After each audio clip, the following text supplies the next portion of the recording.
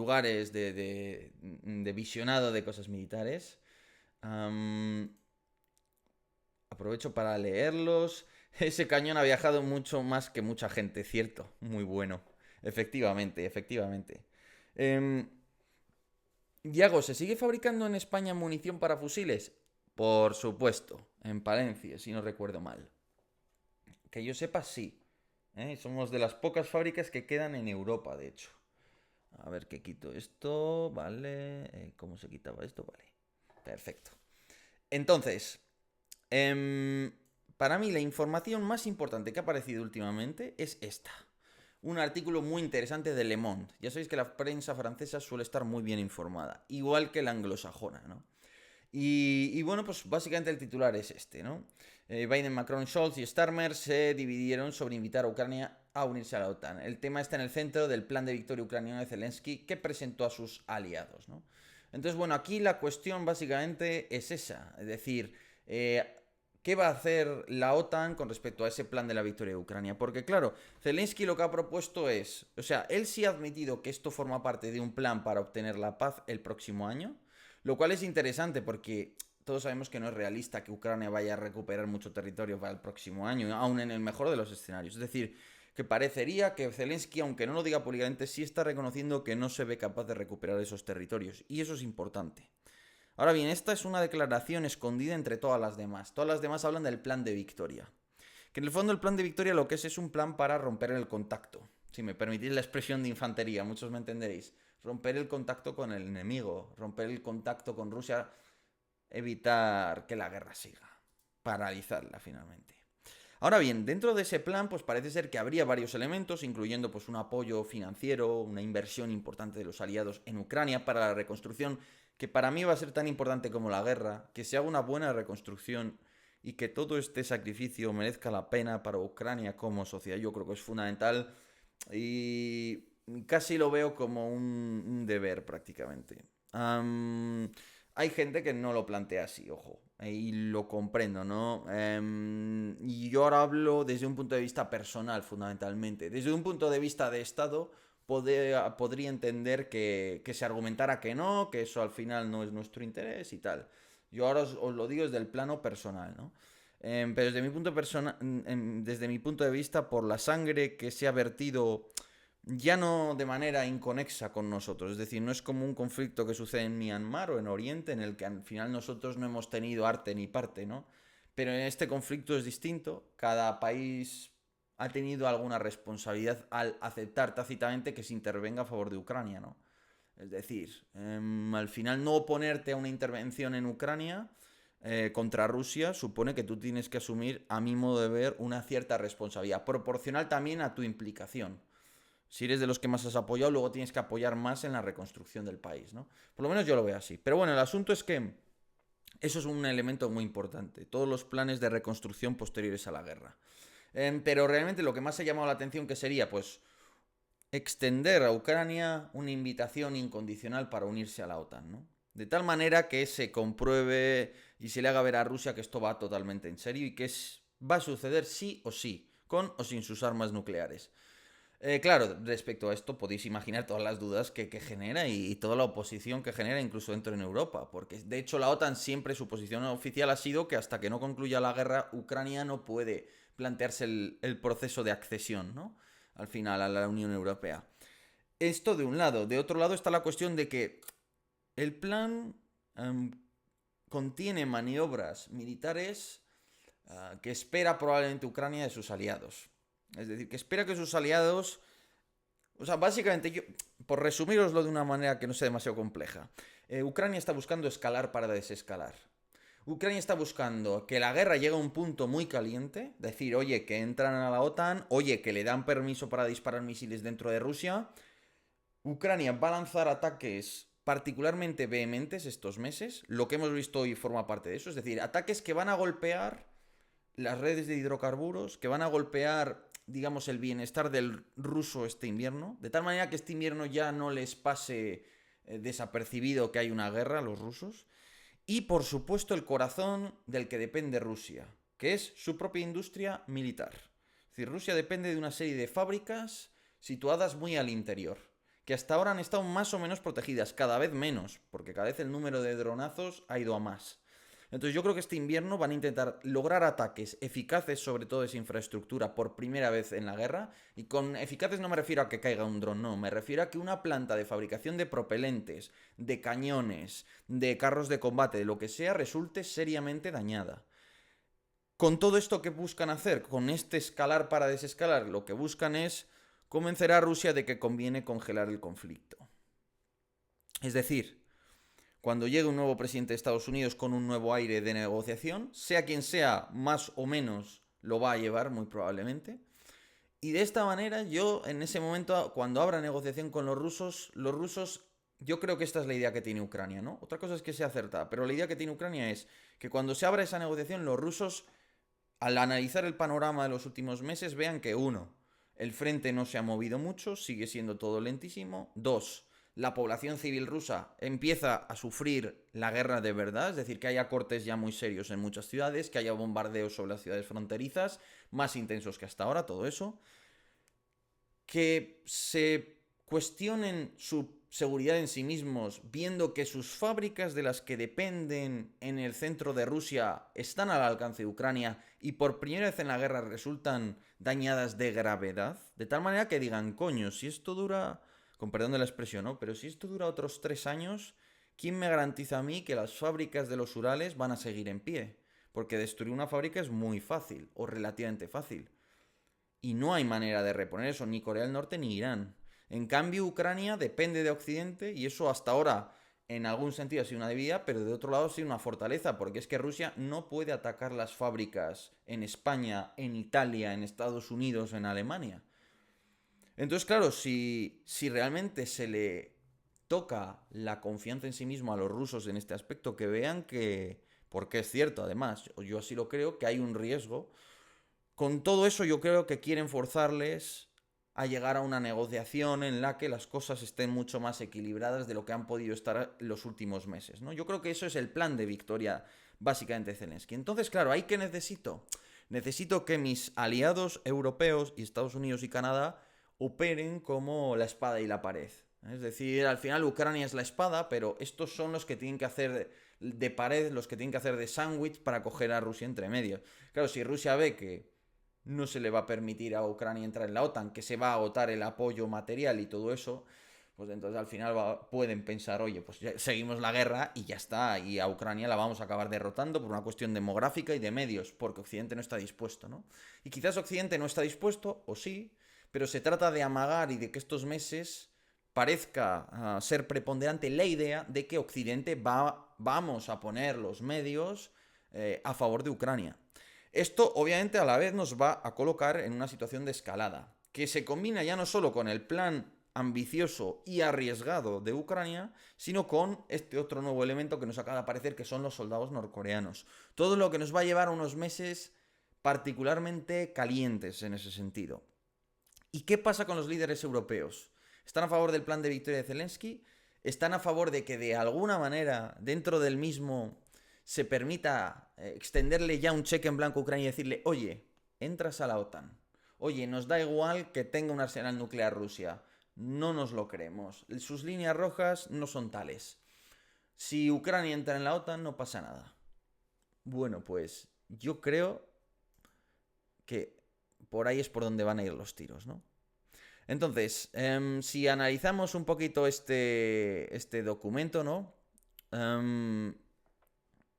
Básicamente, las conclusiones son estas, ¿no? Dice, esperan que la invitación de la OTAN a acceder se concrete antes de diciembre del 24, o sea, pasado mañana, o sea, esto antes de diciembre del 24, vamos a poner hasta que acabe este año, si le llega una invitación de la OTAN a Ucrania, implica que se está apoyando el plan de victoria de Zelensky y que se le da cierta realidad para considerar que se le debe apoyar. Y esto es muy relevante. ¿Qué puede suceder? Que se haga algo a medias, ¿no? Vale, para lograr, porque al final la OTAN tiene una clave. La OTAN como organización tiene la decisión unánime.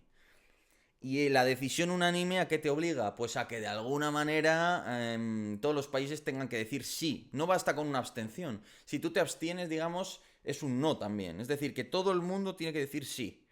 Si Hungría te dice no, adiós. Si Alemania, por supuesto, te dice no, la OTAN no puede hacer nada. Entonces, ¿qué significa eso?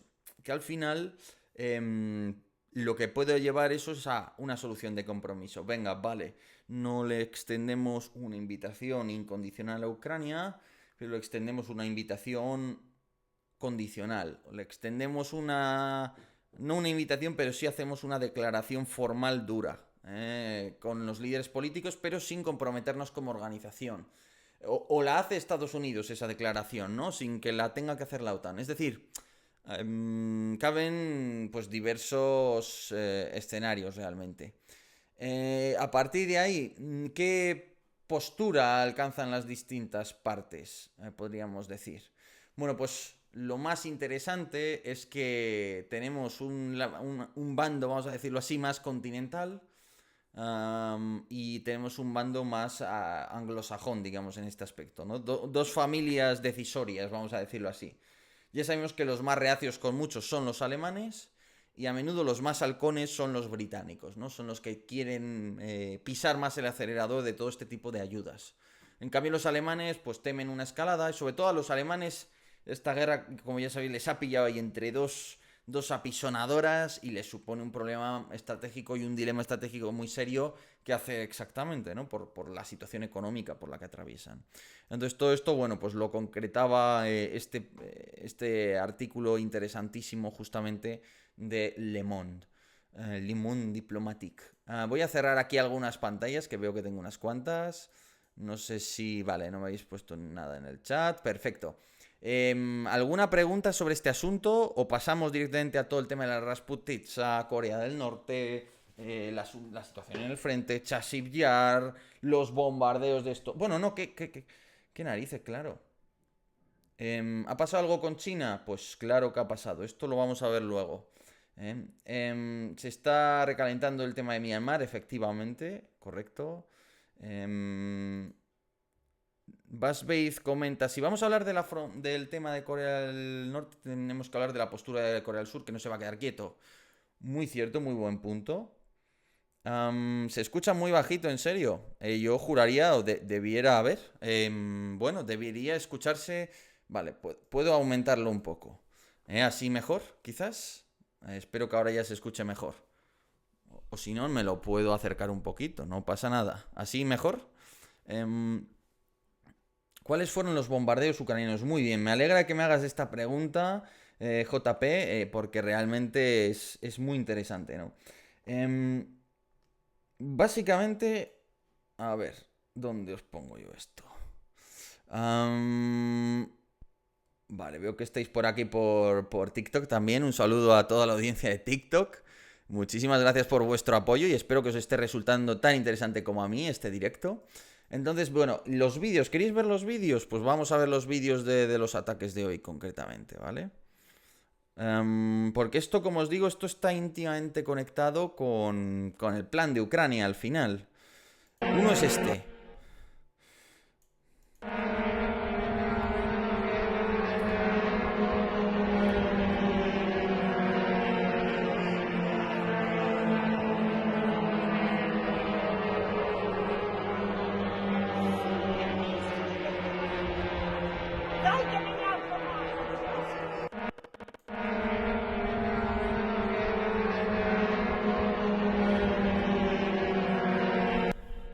Mira, este avión, este dron, el que veis a la derecha arriba, creo que va volando un poco más alto que el resto, me da la sensación.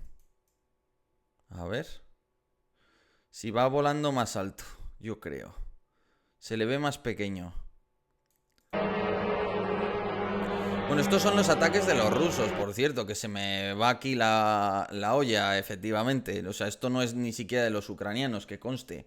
Los ataques ucranianos de hoy se han centrado en Lipetsk, que ahora mismo os voy a poner imágenes, ¿vale? Básicamente parece ser que ahí se trabajaba mucho con explosivos para la Fuerza Aérea. y bueno, pues la presencia de numerosos cazas básicamente en la zona. Tenemos, bueno, pues unas imágenes muy, en fin.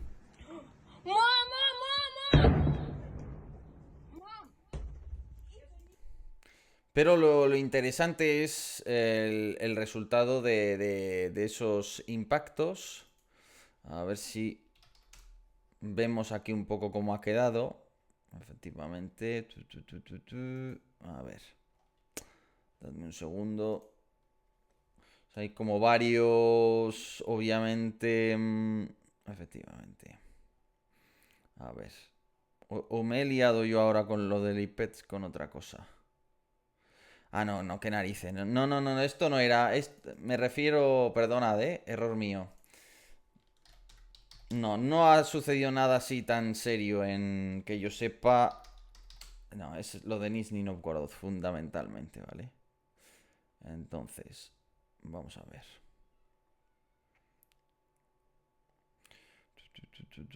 Vale. Zerinsk. Junto a Nizhny Novgorod. Que ahí está, de hecho. Bueno, mira, ahí lo ves. Nizhny Tagil también es muy importante.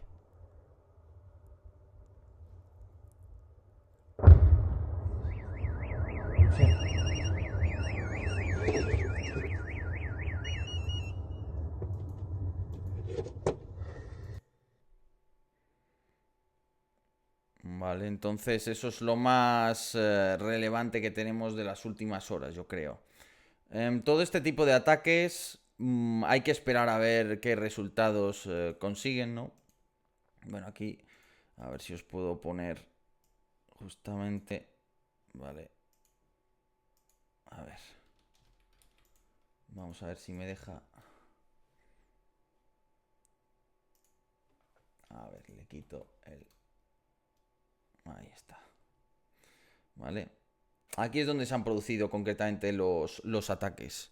Esta es toda una zona de polvorines del ejército ruso. O sea, de hecho, no sé si lo podéis observar, pero claramente es una zona... Fijaros, ¿no? Todo cuando veis zonas así alejadas dentro de una base, que están con todas estas barreras de tierra, con tanto árbol en medio, todo esto son polvorines, ¿no? Entonces probablemente son zonas de almacén en transición para una acumulación muy importante de material explosivo, ¿no? Entonces aquí es donde se han producido esos ataques. Este es el tipo de objetivos más estratégicos o de los más estratégicos que puede tener Ucrania ahora mismo. Realmente esto es el fondo del barril de Rusia. Esto de aquí salen todos los explosivos con los que preparan bombas de aviación, con los que prepara su artillería y con los que al final pues obtiene una superioridad material hasta ahora sobre Ucrania. Yo he dicho que la superioridad material rusa yo creo que no va a aumentar mientras se mantenga el apoyo occidental. Es decir, la principal ventaja de Rusia la ha tenido, bueno, por una adaptación industrial temprana, eso es cierto, pero sobre todo porque tenía unas reservas de guerra que vienen de la época de la URSS y de años de producción en tiempo de paz, ¿no? Muy importante. Pero la verdad es que, al menos desde mi punto de vista, ojo, esa reserva que ha permitido a los rusos tener más pulmón ya está, a mi modo de ver, muy probablemente por los ritmos de consumo que creemos que tiene esta guerra, que eso también siempre hay que ponerlo en cuarentena, pero probablemente está muy cerca de estar consumido. Es decir, que ya todo lo demás pues es lo que te dé Corea del Norte, lo que te dé Irán, lo que tú fabriques al año. Lo que fabrican al año los rusos posiblemente aún está un poco por encima de Occidente, pero no es una diferencia sustancial, ¿no? Que digas, no, es que producen el doble o el triple, ¿no? Que Occidente, no, igual producen 1,5 veces más, que no es poco, pero pensad que llevamos hablando toda la guerra de superioridades de artillería. A veces se ha dado cifras de 1 a 10 y tal, que yo no las considero nada serias, ¿no? Pero si han tenido en muchos momentos de la guerra superioridades de 1 a 3, 1 a 4, 1 a 5, pues pasar a 1 a 1,5 a medida que pasen los años se va a notar en el frente, creo yo, vamos. Es verdad que luego no sabemos Corea del Norte, claro, como es un país tan peculiar, qué reservas de guerra han podido generar. Que conociéndoles no serán pocas. Corea del Norte es como es, aunque es cierto que mucho tendrá problemas de calidad y todo eso, ¿no? Pero bueno, estas son las acciones más relevantes a la espera de ver qué daños reales han producido, lógicamente, que eso es pues lo más, quizás lo más fundamental, ¿no? Todo esto parece ser que con drones, grandes grupos de drones y todo eso, ¿vale? No, vale, perdón. Un besito. Lo del... Ué, ¿qué has dicho? ¿Qué has dicho? Un besito. Muchas gracias, Adrián. Un goida enorme para ti. Muchísimas gracias. Vale, vale. O sea que sí que vale. No era yo que me había... Vale, vale, vale. Bueno, así habría quedado la instalación atacada por Ucrania. Básicamente se cree que es un centro en el que se producían explosivos y material para las bombas de aviación rusas, ¿no? Y todo esto junto a un aeródromo que tiene pues un importante ala de combate. Si yo no he entendido mal la información.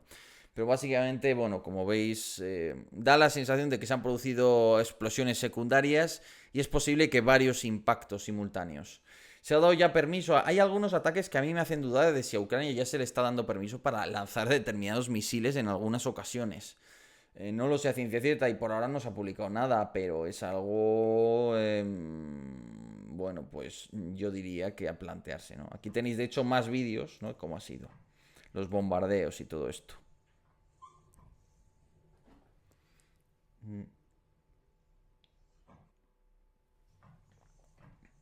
Vale, esto con arreglo, digamos, a la situación más estratégica.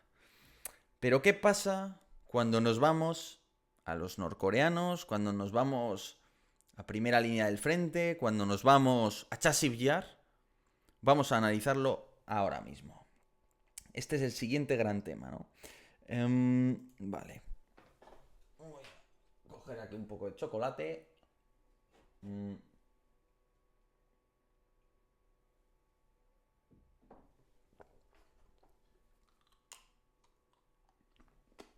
mm.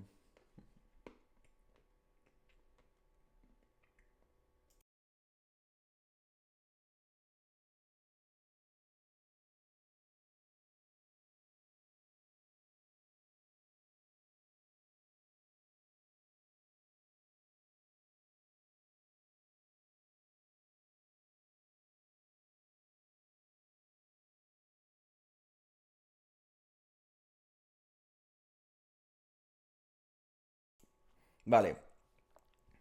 Y Adrián TR nos está básicamente... Uy. Introduciendo